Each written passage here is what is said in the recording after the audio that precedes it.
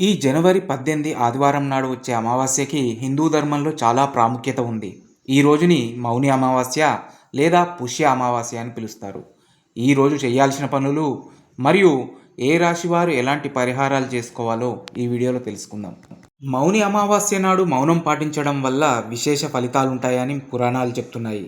మనస్సుని, వాక్కుని అదుపులో ఉంచుకుని చేసే ధ్యానం ముక్తినిస్తుంది. ఈ సమయంలో మకర రాశిలో సూర్యుడు, శుక్రుడు, కుజుడు కలిసి త్రిగ్రహి యోగం ఏర్పడుతోంది. ఇది జ్యోతిషరీత్యా చాలా బలమైన సమయం. పితృదేవతలకి తర్పణాలు విడవడానికి, వారి ఆత్మకి శాంతి చేకూర్చడానికి ఇది చాలా మంచి రోజు. ముఖ్యంగా పితృదోషాలు ఉన్నవారు ఈ రోజు పరిహారాలు చేసుకోవడం చాలా మంచిది. ఈ రోజున పుణ్యకార్యాలు చేయడం వల్ల అశ్వమేధ యాగం చేసిన ఫలితం దక్కుతుందని నమ్ముతారు. ఈరోజు సూర్యోదయానికి ముందే బ్రహ్మముహూర్తంలో నదీ స్నానం చేయడం చాలా మంచిది. నదికి వెళ్ళలేని వాళ్ళు స్నానం చేసే నీటిలో చిటికెడు నల్ల నువ్వులు, కొంచెం గంగాజలం కలుపుకుని స్నానం చేయాలి. వీలైనంత వరకు ఈరోజు చాలా తక్కువగా మాట్లాడడం లేదా మౌనంగా ఉండి దేవుడి నామస్మరణ చేయడం మంచిది. మీ ఇష్టదైవాన్ని ధ్యానం చేసుకుంటూ ఉండండి. ఈ రోజున నల్ల నువ్వులు, నూనెని దానం చేయాలి.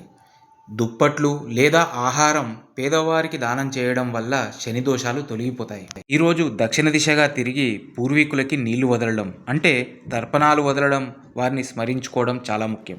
ఈరోజు సాయంత్రం రావి చెట్టు కింద ఆవ నూనెతో దీపం వెలిగించడం వల్ల లక్ష్మీదేవి అనుగ్రహం కలుగుతుంది. పితృదోషాలు తొలగిపోతాయి.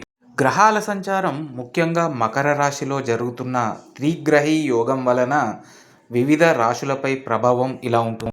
మేషరాశి వారికి ఈరోజు చాలా అనుకూలంగా ఉంటుంది. ఆత్మవిశ్వాసం పెరుగుతుంది.